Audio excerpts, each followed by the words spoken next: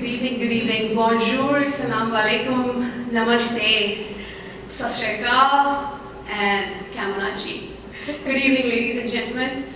My name is Ruchi and I am a proud member of Fargo community.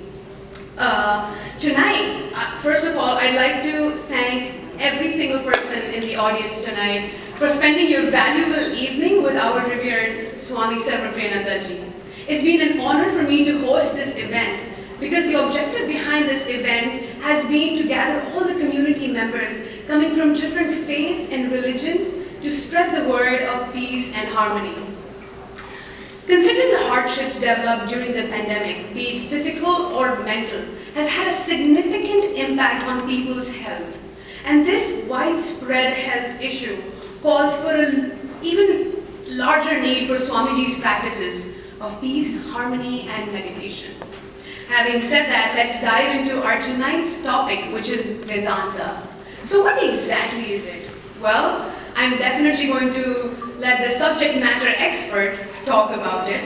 And with that, I would now like to request Dr. Parth Vyas, who is the president of Indo-American Association of Great Plains, also known as IAAGP, to please come on stage and introduce our honorable guest, Swami Sarvapriyananda ji.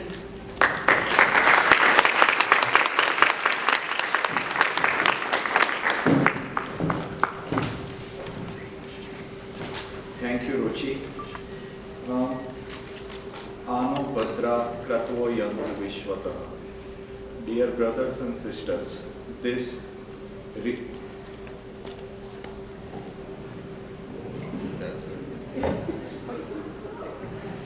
Dear brothers and sisters, this Richa from Rigved means let noble thoughts come to us from all directions. In the same spirit, we have revered Swami Sarvapriyananda ji with us today. On behalf of Indo-American Association of Great Plains, I express immense gratitude for letting us become a part of this event. Swami Sarvapriyananda ji needs no introduction. He is one of the most brilliant orators of our time. Vedanta philosophy is his primary area of interest as well as expertise. Swamiji joined Ramakrishna Mutt and Mission back in 1994. 10 years later, he took his final monastic vows and became a sannyasi.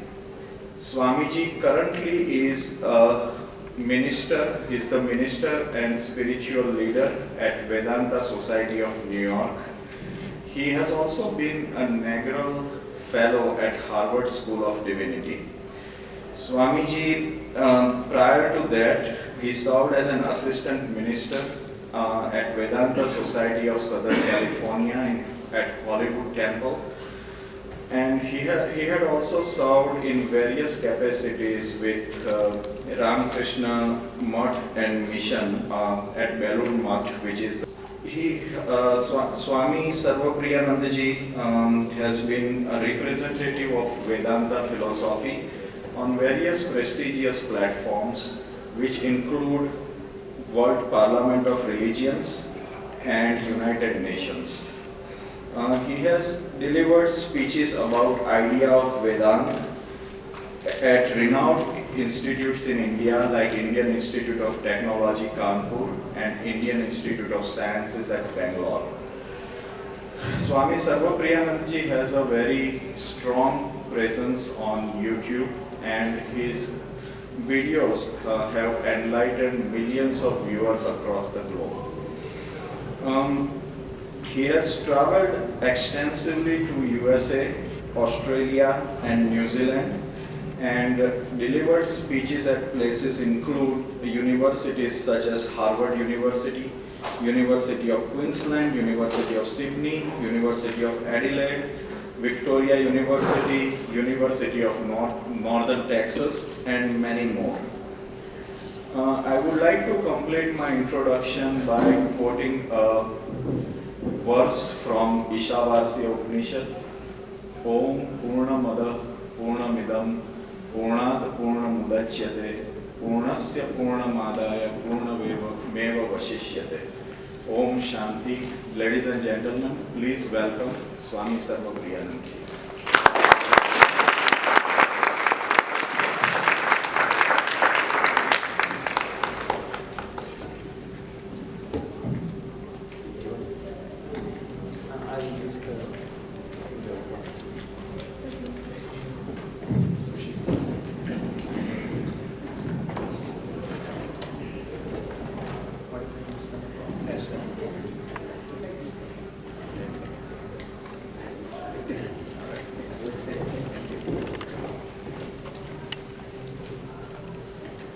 Can you hear me? Yes, I can hear myself. All right.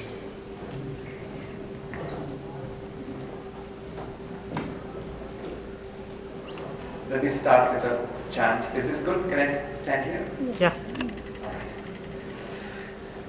Om Asato Ma Sadgamaya Tamaso Ma Jyotirgamaya Mrityurma Amritam Gamaya. Om Shanti Shanti Shanti. Om, lead us from the unreal to the real. Lead us from darkness unto light. Lead us from death to immortality. Om, peace, peace, peace. Thank you for organizing this, for welcoming me to this magnificent place and especially this beautiful venue. It's a great pleasure, of course, for me it's always a pleasure to talk about my favorite subject. I'm going to have a nice captive audience like this. Yes, Vedanta. You wouldn't believe the number of people who say Vendata. We don't have anything to do with Vendatas or the Sicilian mafia or the Vedanta is something else entirely. The core scriptures of the Hindus are the Vedas, and they're the most ancient scriptures and the core scriptures of all of Hinduism. And the highest, the final teachings of the Vedas about spirituality, about philosophy, are found in texts called the Upanishads. And the teachings of these Upanishads together are called Vedanta. Literally, Anta means end, and the Veda, so Veda, Anta, the final or the culminating teachings of the Vedas. So that's Vedanta. And basically, like the person who introduced me, he just said, it's a philosophy. Yes, so it's basically the core philosophy of Hinduism. And it comes in many, many flavors, many, many varieties. The one I'm going to talk to you today, and if you look at the title of the talk, The Way of Knowledge, it's what's called Advaita Vedanta, the non-dual Vedanta. That's my home tradition. That's the one I speak about. But just so that you know, there are all kinds of Vedantas, and Hinduism is so diverse. I often, when I have to speak about Hinduism and introduce Hinduism, I often have to say this, that it's so diverse that if you ask any question to a Hindu, the answer will be yes and no. Do Hindus believe in God? Yes and no. There are Hindus, there are orthodox Hindu traditions like the Sankhya, like the Purva Mimamsa, which either do not talk about God or at least they are agnostic about God. Is God male? Yes and no. There is a very strong tradition of worship of the divine feminine, of the mother goddess, dating back to 5,000-6,000 years at least from archaeological records, if not much more. So that way, if you ask any question to Hindus about religion, the answer is likely to be both yes and no. So what I'm going to speak about is one kind of Hinduism, one kind of Vedanta. But having said that, it's a very prominent kind of Vedanta. In fact, when you look at introductory texts on Indian philosophy, you always find non-dual Vedanta as a central role in that text. Okay. When I say that we're going to talk about the way of knowledge, what do I mean? I'm going to spend a little bit of time talking about what's so unique about this kind of Vedanta. What's so unique about the way of knowledge, and then dive into it. What exactly do I mean by the way of knowledge and what's done there? In common with all religions, I mean, to give a big picture view of things. Like all religions, it promises the most fulfilling, the most meaningful life possible, overcoming of suffering and so on. But the way it does it, and its particular view of the human being and the destiny of human life, that is extraordinary. What do I mean by that? There are different approaches in spirituality. Let me distinguish the way of knowledge from other ways. The moment I say way of knowledge, it seems to imply there are multiple ways, and let me distinguish this from the other, maybe more well-known ways. One is what one might call the way of devotion, and that's sort of well understood, especially in this country, in the West, in many parts of the world where there are theistic religions. In fact, religion and theism are usually seen as the same thing, especially here in the United States. That religion means you believe in God. What other kind of religion could there be? There can be, and that's why Buddhism seems very intriguing to people in the West. But in India, we understand there are different kinds of religions. There might be a God-centered approach to religion. But there also might be, I won't say self-centered approach, that sounds pretty bad, but a self-inquiry-based approach to religion. Buddhism, for example, is a self-inquiry-based approach. Jainism is another one, a self-inquiry-based approach. Yoga, Patanjali Yoga within Hinduism, is another one, a self-inquiry-based approach. There's another philosophy known as Sankhya, which is a self-inquiry-based approach. But there are many theistic traditions in Hinduism also. Vaishnavism, Shaktaism, Shaivism, and the Sikh religion, for example. These are all theistic, God-centered approaches. There is God. How do I know that? You take it on belief. You can't start by arguing, by being skeptical. You take it on faith, and then your response to that is devotion, surrender, leading an ethical life as taught by your particular theistic tradition, and so on. The problem with that is that in today's day and age, it's under attack. It always was under attack, because you'll always have skeptics who will say, how do I know? Who start with the question of, I don't believe, convince me that there is God. And that's difficult to do, because the theistic way depends on a certain amount of faith. So when you're faced with someone like, say, Daniel Dennett or Richard Dawkins or Christopher Hitchens, notice most of their attacks are on the concept of God, on theistic religions. It's very difficult to defend. I mean, if you just want to see what I mean, you take a look at some of the debates between, say, Christopher Hitchens and proponents of different religions, for example. So it's difficult to defend that. And especially when you see these religious traditions, in Christianity, for example, in Hinduism, in the Nyaya tradition, which is a theistic tradition, you will find tremendous attempts to try to prove the existence of God. In Christianity, you have the 5 proofs of the existence of God from Thomas Aquinas, and even before that. And in Hinduism too, when they were fighting against Buddhists who were attacking the concept of God, so they came up with different proofs of the existence of God. And none of these proofs are very convincing, let me tell you that.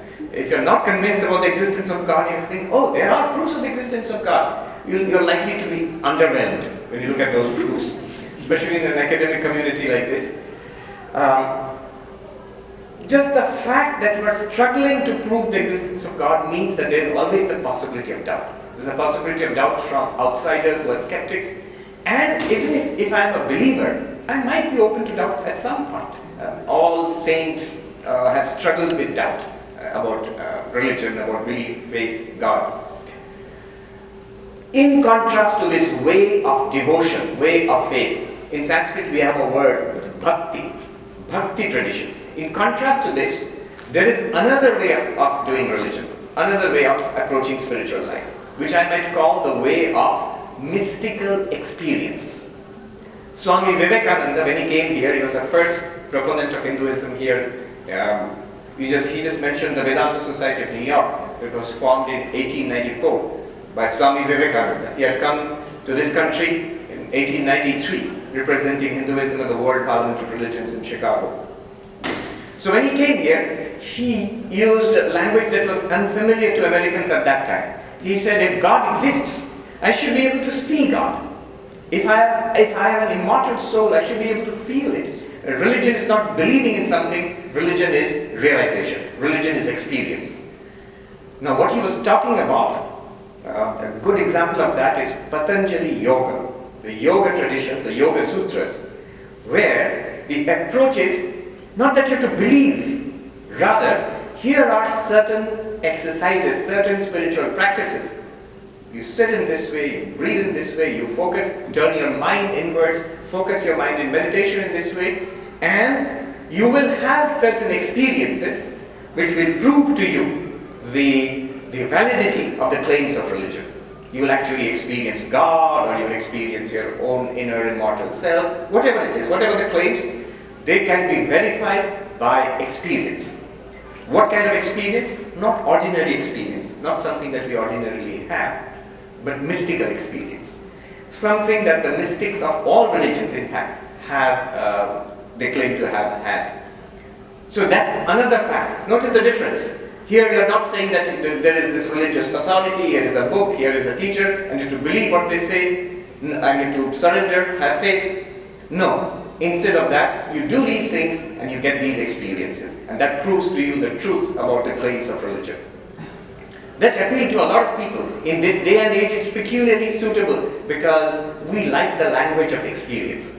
We are an empirical lot. We would like to experience these. We would want to know if these can be experienced or are they just unverifiable claims. They are verifiable according to this path, which I call the path of yoga, the path of mystical experience. But there's a problem here too. I can see some of you saying, I knew it was a problem. The problem here is, notice, these are mystical experiences. These are not public, commonly available. If everybody had them, they wouldn't be mystical. If everybody had them, then there wouldn't be a problem about the existence of God. We don't. Whenever we read about the experience of a mystic who has visions of God or whatever, we see that only that person, he or she has it, and everybody else just sees that something extraordinary is happening, but they are not privy to that experience. Now, this leads to a problem. The problem is that one can doubt it. Say, what would a modern neuroscientist say, for example?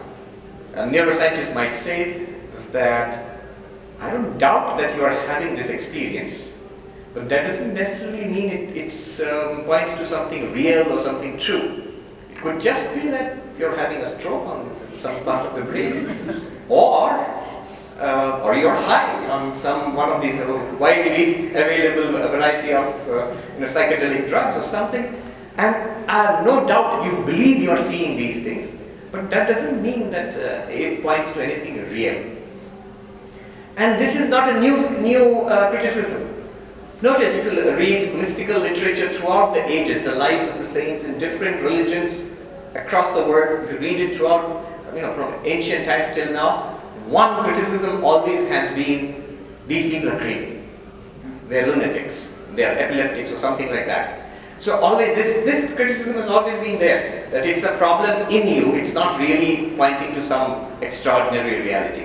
And the problem there also is, you have a psychopathology associated with it. There are people who are not actually very spiritual or very mystical. They might just be having hallucinations, just be having mental illness or something like that. How do you distinguish? Where are the truths which are verifiable there? So that problem might be there, and it is there in fact. Recently there was a very famous case of this trained neuroscientist. She got a stroke. And it became very famous. She gave a famous TED talk and also wrote two books about it.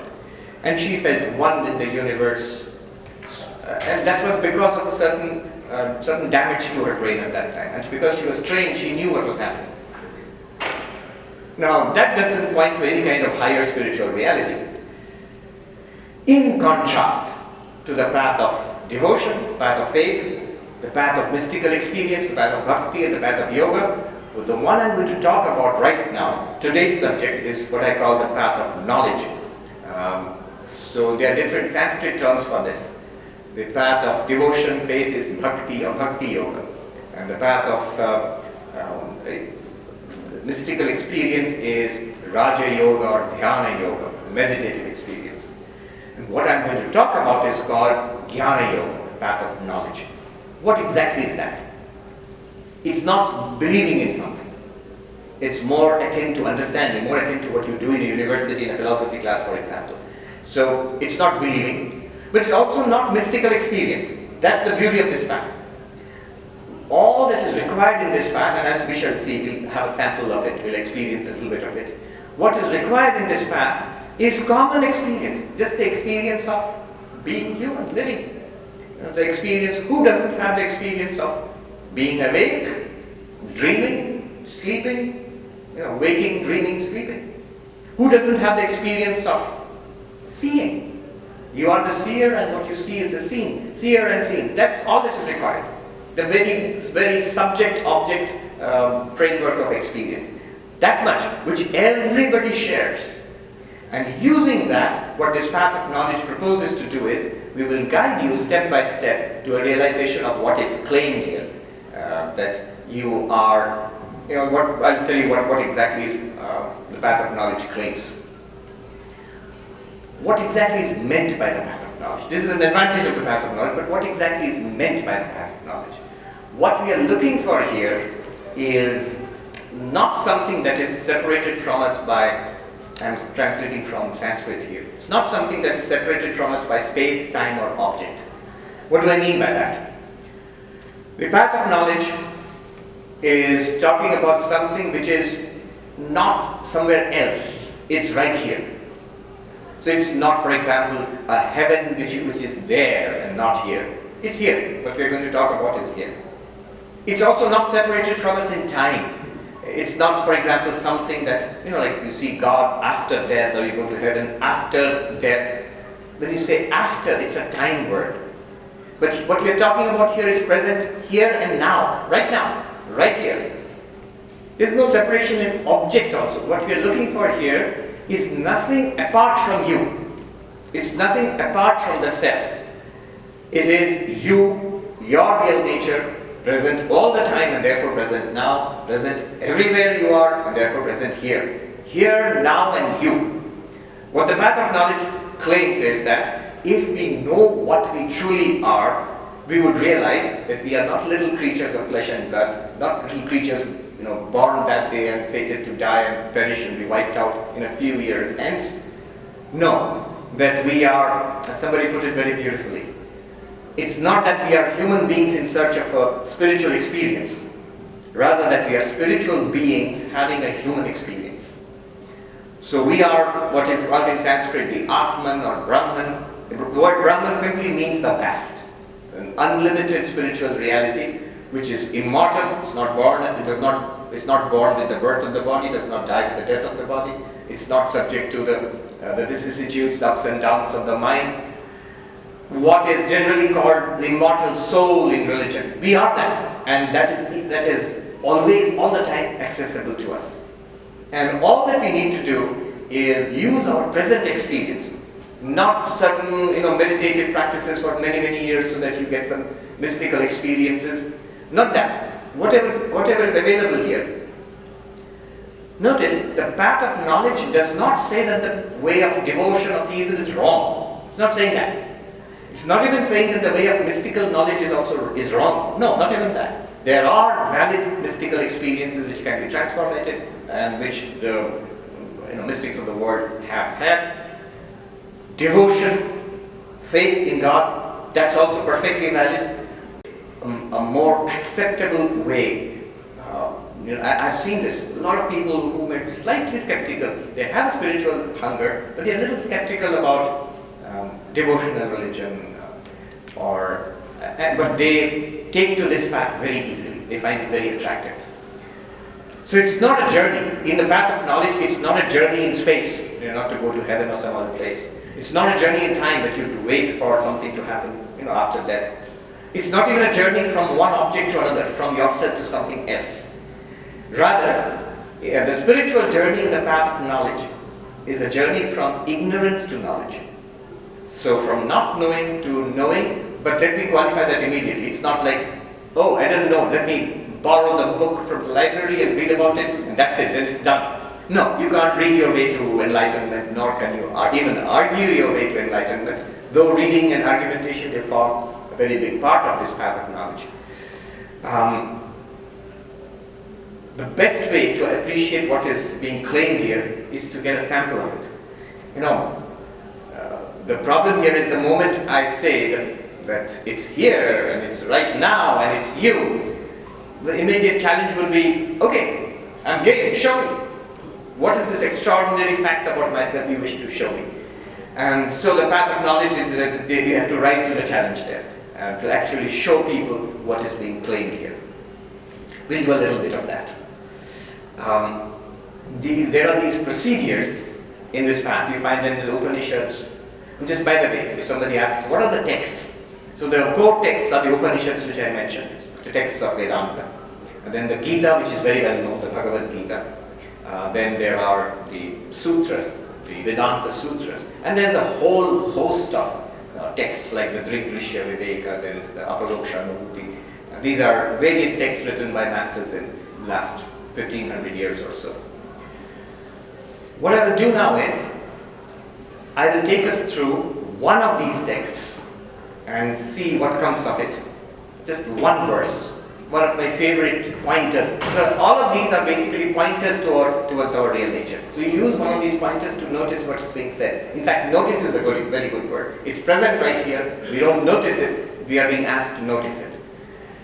We'll use that and then do a meditation based on this technique and then open up for questions. So that's what we'll do. Okay, so what are we going to jump into? The claim in the path of knowledge is you are Brahman, the famous equation in the Upanishads, Tat Tvam Asi. It means that thou art. You are that. That absolute reality. The very big words are used. Pure being, pure consciousness, pure bliss, Sat, Chit, Ananda. These are the words that are used. Again, just a little diversion here. What do they call it in law school? Sidebar. So, a little sidebar here.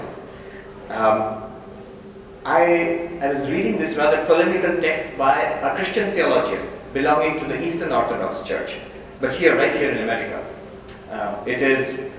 It's called God as Being, Consciousness, Bliss. And there he says, it's a polemic directed against the militant atheists, the new atheists, against say, Dawkins and Hitchens and others. I'll remember his name in a moment. But this author, this theologian, he says, when you argue against religion, you must take care to argue against the most sophisticated version of religious theology or philosophy that you find. So, like you want to talk about science, you don't go to a grade school kid, you go to a PhD student So, what would be the most sophisticated version of the claims of religion? And then, this Christian theologian, he has titled his chapters, Sat, Chit, Ananda. He says it's found in all the core traditions of the major world religions, but he says it's probably best formulated in the Vedanta, the way of knowledge in Hinduism. So he's borrowing those terms. But it's found in Islam, it's found in Christianity, it's found in Judaism and Buddhism. Imagine the gulf of difference between, say, classical Hinduism and classical Buddhism. One talking about God and an immortal soul, the other one denying God and a permanent soul. And yet, this is the common basis, he says, something that you can find in all these traditions. Pure being, Sat, pure consciousness, Chit, pure bliss, Ananda. I'll remember the names very soon.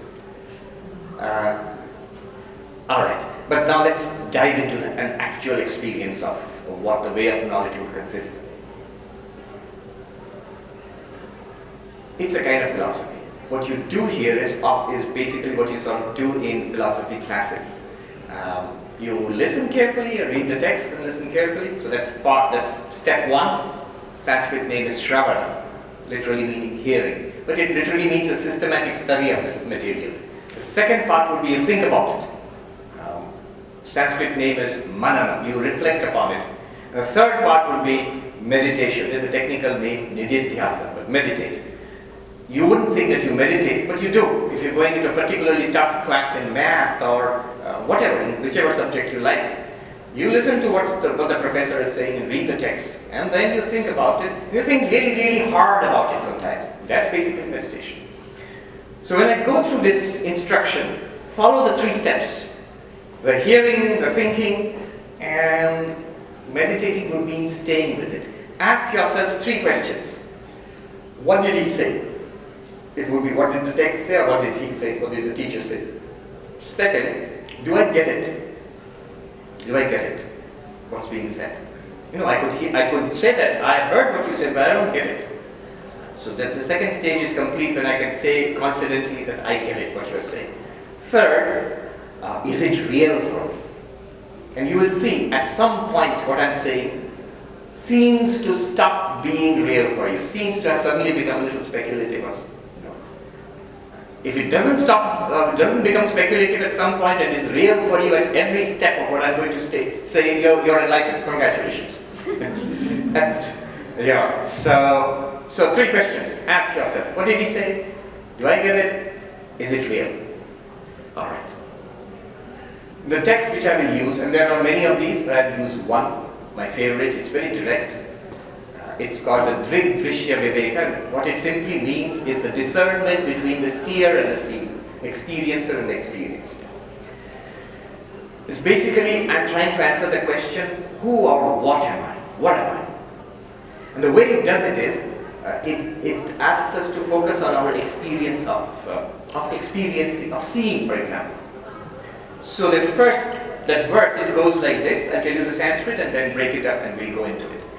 Rupam drishyam lochanam drik, tad drishyam drik tu manasam, drishyadhivrittaya sakshi, drigeva natu drishyate. That's a Sanskrit original, written maybe about 600 or 700 years ago in the south of India by possibly one of the great masters of non-dualism, Vidyaranya.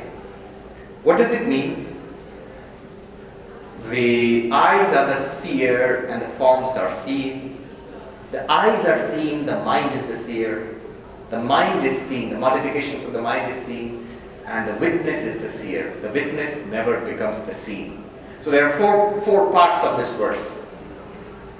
Each part goes deeper and deeper into ourselves, until we reach the core of ourselves, what is being pointed out to us. What does it do? It starts in a very naive way, in a very simple way, where we can, like any good teacher, start where the student is and then go deeper. So it starts with, just attend to the fact that you are seeing things. Just with the eyes you see things. In a very naive way, let's see that the eyes of the seer and what are the forms they see, the shapes and colors which they see are the seen. So the eyes are the seer and the forms are the seen. Immediately, we are asked to notice the seer and seen are different. What do I mean by different? Literally, physically different. In fact, the eyes can only see things different from themselves. Notice the only thing that the eyes cannot see are the eyes themselves. You say, Swami, look at a mirror. But the eyes are not seeing themselves directly in the mirror, you're seeing a reflection. Take a selfie of yourself, you're seeing a picture. The way these eyes can see things directly, that way the eyes cannot see themselves directly.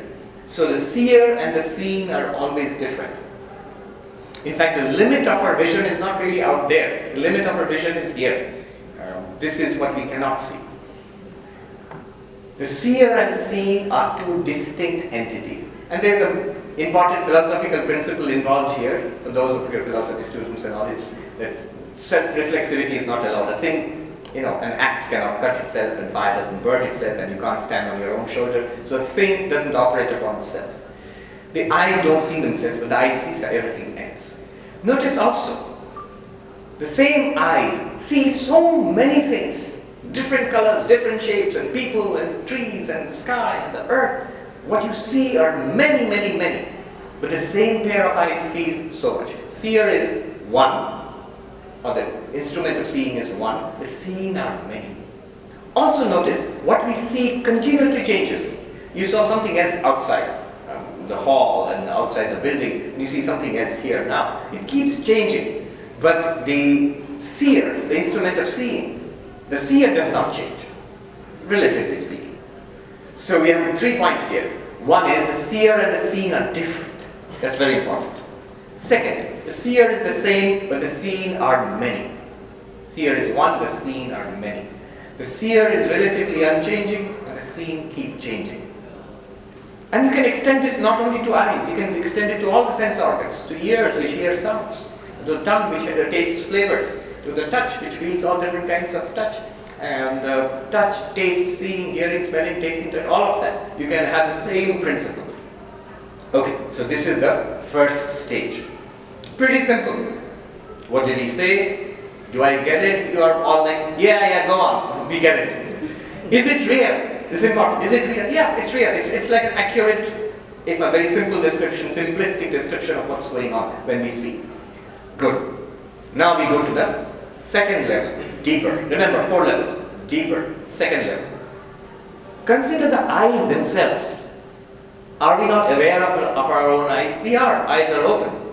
This guy is boring me so much I can hardly keep my eyes open. So I'm aware of my eyes. So I need glasses. I'm aware of the seeing within quotes. You're not literally seeing the eyes, but you're aware of the eyes. The eyes are now the seeing, and what's seeing the eyes? The mind. It's in our mind that we are aware of our eyes. It's open, it's closed, it needs glasses, and so on. And notice immediately, the mind and the eyes are not the same thing. The organ of vision and all its apparatus down to the optical nerves or whatever, that's one thing, and the mind, whatever it is, it's quite different from the eyes. So the seer, in this case the mind, the knower, is different from the known, the seeing, the eyes. Not just the eyes, it's different from all the other sensory apparatus. The mind is aware of the eyes, and through the eyes is aware of the world of forms. The mind is aware of the ears, and through the auditory apparatus, aware of the world of sounds, and so on. Seer and seeing are different. The seer is one, the same mind, and yet the seeing are so various. These various stages, the various states of the sensory apparatus, the eyes and the ears and skin and so on. Same thing. Ask yourself, what did he say? See, earlier the eyes were the seer and the forms were seen. Now the eyes themselves are the seen and the mind is the seer. Okay, and do I get it? Yes, it seems to be pretty simple. Is it real? Yes.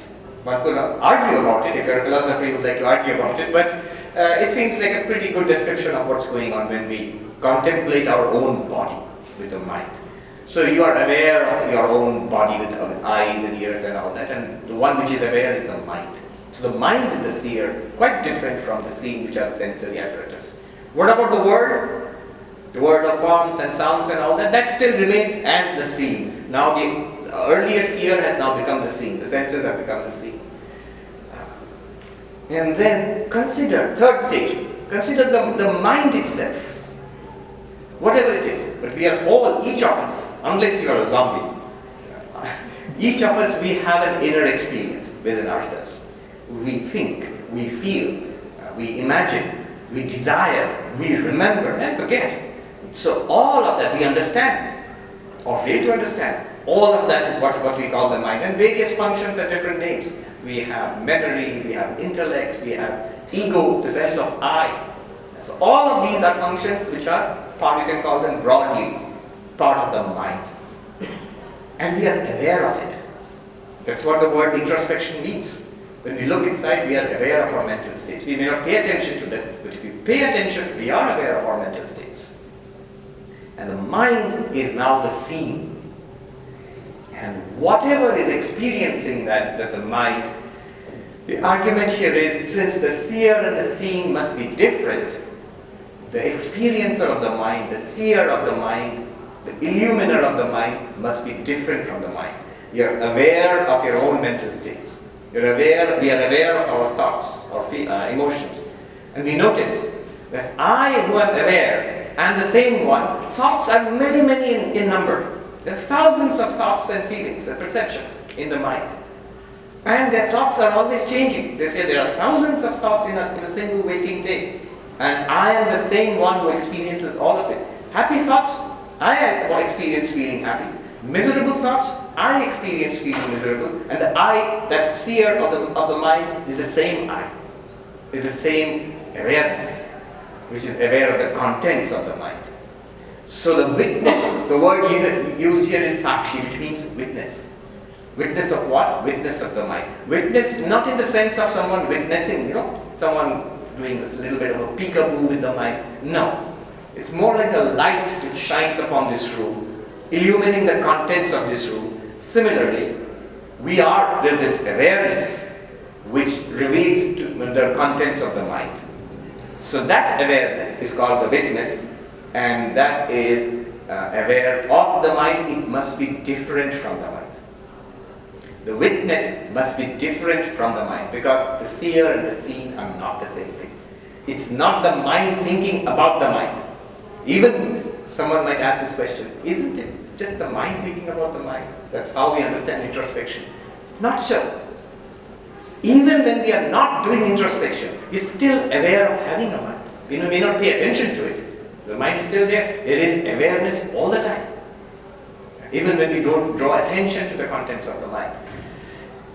More powerfully, when the mind shuts down, in meditation or in deep sleep or in anesthesia, we are aware, we can speak consistently, rationally about a blankness when we wake up, when we come out of meditation or deep sleep, which means the shutdown state of the mind is also something that's an object of awareness. This can be argued, it's a very subtle point, but it's a very interesting point. So there is this witness, which we are the witness of our own mind. We are the illuminer of our own mind. Thoughts are many, same witness, I. Thoughts are continuously changing, unchanging witness, I, and different from the mind. Already here you have something very interesting. If I am not the mind, that's a big deal, because right here we are already departing from our common sense view of ourselves. What do we think of ourselves? We think of ourselves as this, if we at all think of ourselves, as this bundle of body and mind, as this being here. It's physical in a certain sense, physiological in a certain sense, psychological in another sense, and that's it. That's what we think of ourselves. And now we are being told all of this is an object. It's an object just like this thing. This is an object like this piece of cloth. This is an object like the body. Mind, thoughts, feelings, emotions are also an object. It's not me. It is not I. I am the awareness. I am the seer. I am the witness. With the mind, this witness, this awareness can now think, feel, imagine, desire. With the senses, this very awareness now can see, hear, smell, taste, touch. With the body, this now becomes individual among many other individuals. So this awareness is the real witness, is the real or the core I, what we truly are. And notice, immediately there are some implications. What we consider problems, they are at the level of the body, the individual problems, level of the body, or the level of the mind. If I am not the body and the mind, if I am in some sense different from the body and the mind, and the awareness to which a body-mind is presented, just like things in the world are presented to me, then just as problems in the world are problems there, to be solved there, problems of the body are problems of the body, not problems of me, the awareness. Problems of the mind are problems of the mind, not problems of me, the awareness. This is a cute story which I like. There's a gentleman in India who goes to a monk, much as people used to go to therapists at one time in the United States, especially in New York where I live. In India people would go to a monk and say to the monk pretty much what a person would say to a therapist. I am miserable. And the monk said to him, are you aware of your misery? He said, yes. In that case, you are not miserable. You are the seer of your misery. You see the same logic. If you are aware of your misery, then it's the seen. You are the seer. The seer and the seen are different. Go think about it. So this gentleman goes and thinks about it. And actually, if you do this exercise, you find a little psychological gap opening up between you and your problems. Now, there's this story about a person goes to a non-dual teacher and says, I have these problems. And the teacher barks back at him saying, I'm not interested in your problems. How cruel. Not interested in my problems? No, I'm not interested in your problems. I'm interested in you. Thereby opening up a gap between you and your problems. You are not defined or limited by your problems. So I am the witness of the problems in the mind. I am the witness of the misery in the mind. I am not miserable. What a strange situation. There is misery in the mind, and because there is misery, where else could misery be? It can't be in my pocket, and it can't be hanging in the air out there. It has to be in the mind. It's a mental phenomenon. If I'm aware of it, I must be different from it. Because I'm aware of the presence of misery, therefore, I'm not miserable. So he thought about it, and it helps. So he comes back, and here's the real crux of the story. He comes back and tells the teacher, you are right. My mind is very peaceful now. I am very peaceful now. And the teacher comes down upon him like a ton of bricks and says, no, you are not peaceful. You are the witness of the peace in your mind.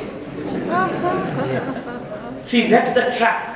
The moment the mind is very disturbed and restless, and now I have this technique of seeing that the mind is a thing, an object different from me, and I'm witnessing it. Therefore, the restlessness is in the mind, and I am different from it, and the restlessness miraculously goes down, it subsides. Oh, thank God, I am very peaceful now. I've again owned and appropriated the mind, and then asking for trouble. Whereas, because that same mind will become upset a few hours later. So they'll say that, oh, I was very peaceful with the monk in the ashram. Now I'm back to the traffic jam in New Delhi, and I'm very upset all over again. No, you are the witness of the restlessness, of the misery in the mind. You are the witness of the peace and the happiness of the mind. You are neither miserable when the mind is miserable, nor are you happy or peaceful when the mind is peaceful. In fact, in Vedanta we say, you are not peaceful. Your real nature is peace itself. You are peace, almost biblical in the language. Peace, that passive understanding, here you can take it literally. Understanding is in the mind. The peace, that passive understanding, is your real nature, which transcends the mind, which is the witness of the mind. All very good. Now, the last part, the fourth part. So there's this witness, I see. If I ask you at this stage that, did you hear what I said? Yes. Do you get what I said? You might say, sort of. Is it real? Most of you. Here I can see you pulling back. It still seems a kind of speculative, philosophical, not quite real like the earlier stages. So the whole thing in Vedanta, in the way of knowledge, is to make this, Vedanta claims that this is real, right now. It must be so. And now the seen within quotes. You're not literally seeing the eyes, but you're aware of the eyes. The eyes are now the seen, and what's seeing the eyes? The mind. It's in our mind that we are aware of our eyes. It's open, it's closed, it needs glasses, and so on. And notice immediately, the mind and the eyes are not the same thing. The organ of vision and its apparatus down to the optical nerves or whatever, that's one thing, and the mind, whatever it is, it's quite different from the eyes. So the seer, in this case the mind, the knower, is different from the known, the seeing, the eyes. Not just the eyes, it's different from all the other sensory apparatus. The mind is aware of the eyes, and through the eyes is aware of the world of forms. The mind is aware of the ears, and through the auditory apparatus aware of the world of sounds, and so on. Seer and seeing are different. The seer is one, the same mind, and yet the seeing are so various. These various stages, the various states of the sensory apparatus, the eyes and the ears and skin and so on. Same thing. Ask yourself, what did he say? See, earlier the eyes were the seer and the forms were seen. Now the eyes themselves are the seen and the mind is the seer. Okay, and do I get it? Yes, it seems to be pretty simple. Is it real? Yes. One could argue about it. If you're a philosopher, you would like to argue about it, but it seems like a pretty good description of what's going on when we contemplate our own body with the mind. So you are aware of your own body with eyes and ears and all that, and the one which is aware is the mind. So the mind is the seer, quite different from the seeing, which are the sensory apparatus. What about the world? The world of forms and sounds and all that, that still remains as the seen. Now the earlier seer has now become the seen. The senses have become the seen. And then consider, third stage, consider the mind itself. Whatever it is, but we are all, each of us, unless you are a zombie, each of us, we have an inner experience within ourselves. We think, we feel, we imagine, we desire, we remember and forget. So all of that we understand, or fail to understand. All of that is what we call the mind, and various functions have different names. We have memory, we have intellect, we have ego, the sense of I. So all of these are functions which are part, you can call them broadly, part of the mind. And we are aware of it. That's what the word introspection means. When we look inside, we are aware of our mental states. We may not pay attention to them, but if we pay attention, we are aware of our mental states. And the mind is now the seen. And whatever is experiencing that the mind, the argument here is, since the seer and the seen must be different, the experiencer of the mind, the seer of the mind, the illuminer of the mind must be different from the mind. You are aware of your own mental states. We are aware of our thoughts, our emotions. And we notice that I, who am aware, am the same one. Thoughts are many, many in number. There are thousands of thoughts and feelings and perceptions in the mind. And their thoughts are always changing. They say there are thousands of thoughts in a single waking day.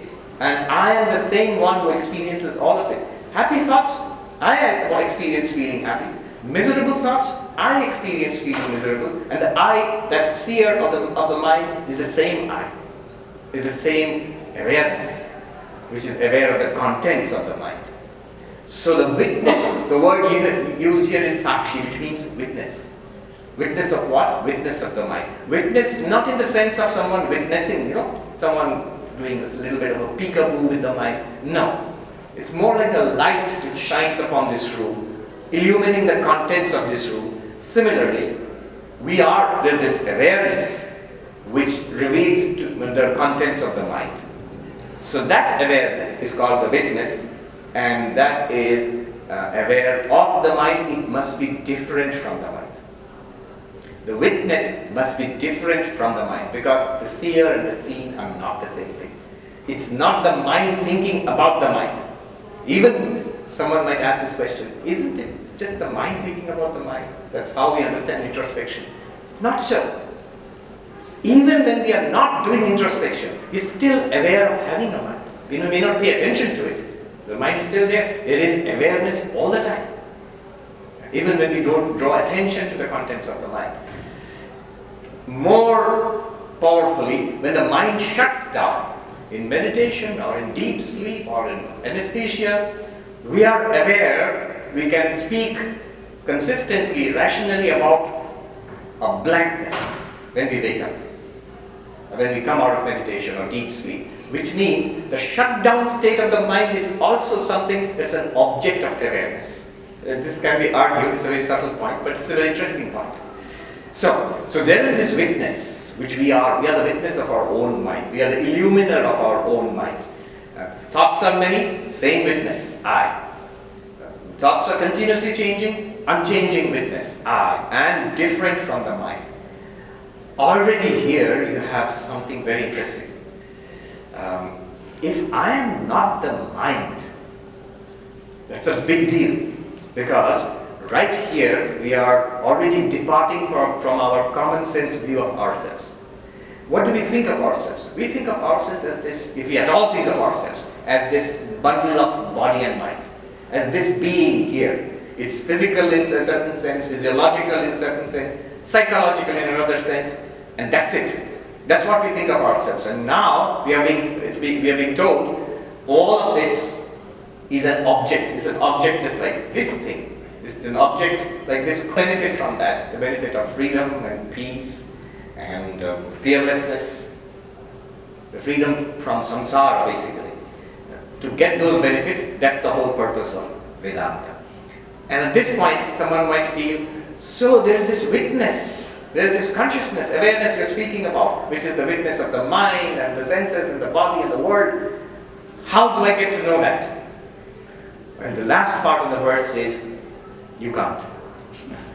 Drigeva natu drishyate. The witness never becomes an object. Fortunately, because if you could, it would become an object and you would become separate from it. You would become the knower of the, you would become the witness of the witness.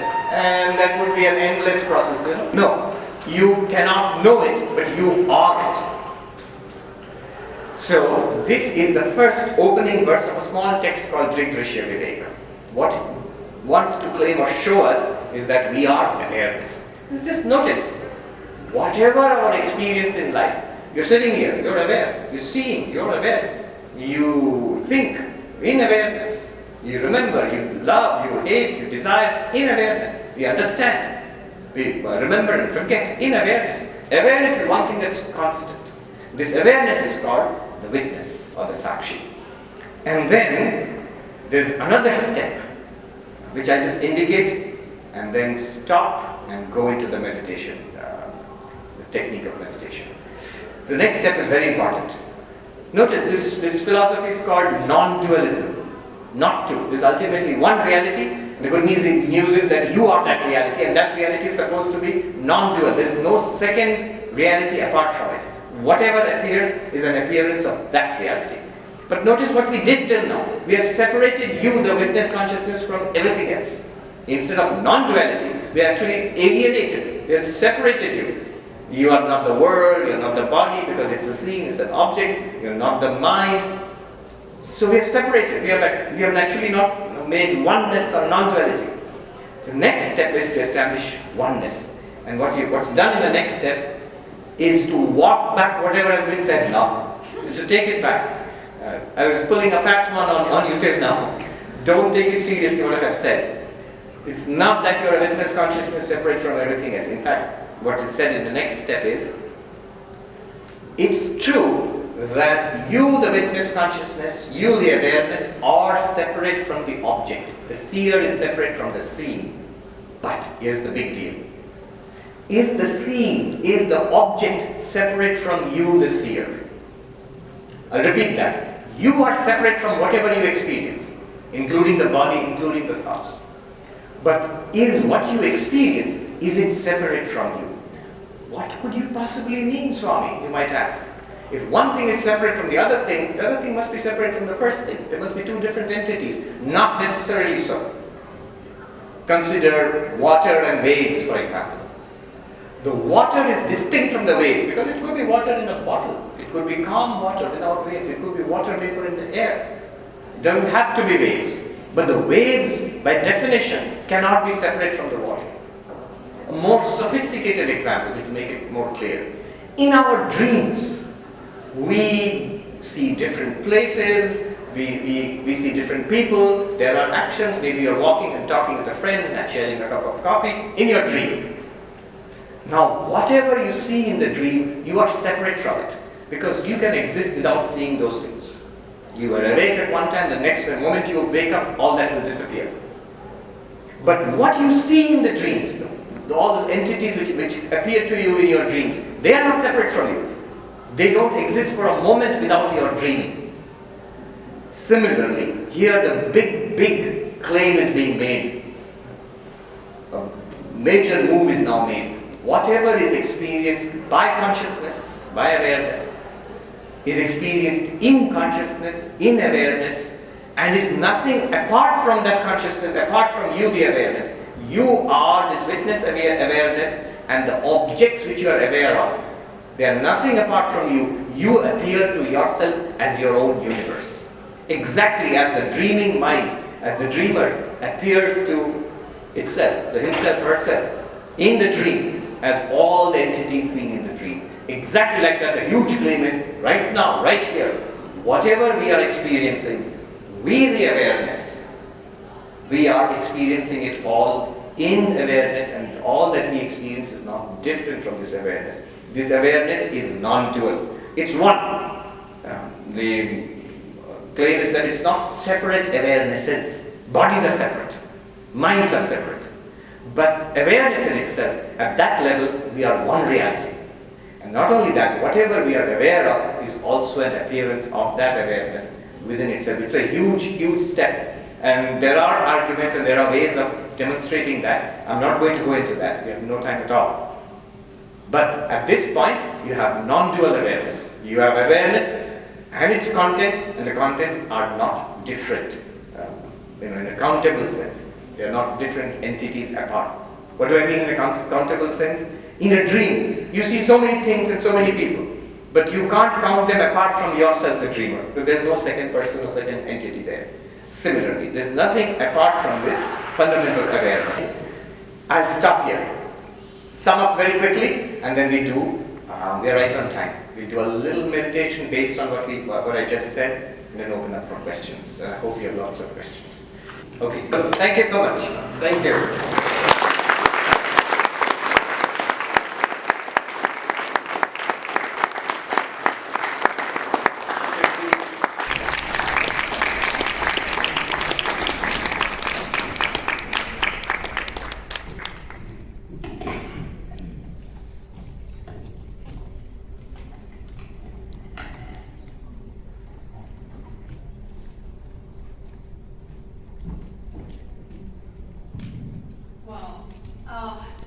Thank you for enlightening, Swamiji, and more than that, I would say for relaxing so many of us. I totally forgot about my script, so I'm going to use my phone. I hope, just like myself, each one of us could learn something new, something that we can consciously apply in our daily lives that can bring joy and harmony all around us. So before we all disperse, I must highlight that this event was not possible without the sponsorships offered by the following people: Amrita Banerjee and Shubhashish Chakrabarti's family, Divankar Mitra, Arka Biswas, Niloy Sarkar, and special thanks to Devashish Golui and Sumedha Paul for volunteering to video record this event. Gratitude is also extended to the following groups and members for successfully organizing this event: Association of Students from India, which is a student organization at NDSU, and special thanks to the student president, Jaidesh Pandey, IAGP for offering the refreshments today, and special thanks to, again, Dr. Parth Vyas, Vedanta Study Circle of North Dakota, with special thanks to Jolly and Rajiv Lala, Hindu students from Bangladesh, and last but not the least, we thank Holly D. Francisco from the Spirit Room and Lori Hill. Now, before you all proceed towards refreshments, I'd like to mention, with that, I'm not going to hold long, but I want you to be aware that there are some handouts on the front table if you're interested in learning more about the Vedanta Study Circle and the upcoming Durga Puja and the Hindu temple in Fargo, North Dakota. With that, I want to thank you again for your valuable time and attention. Thank you, everybody. Please enjoy some refreshments. Thank you.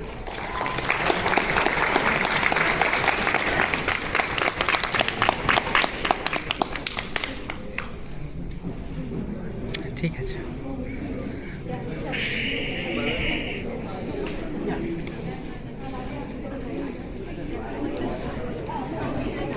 ঠিক আছে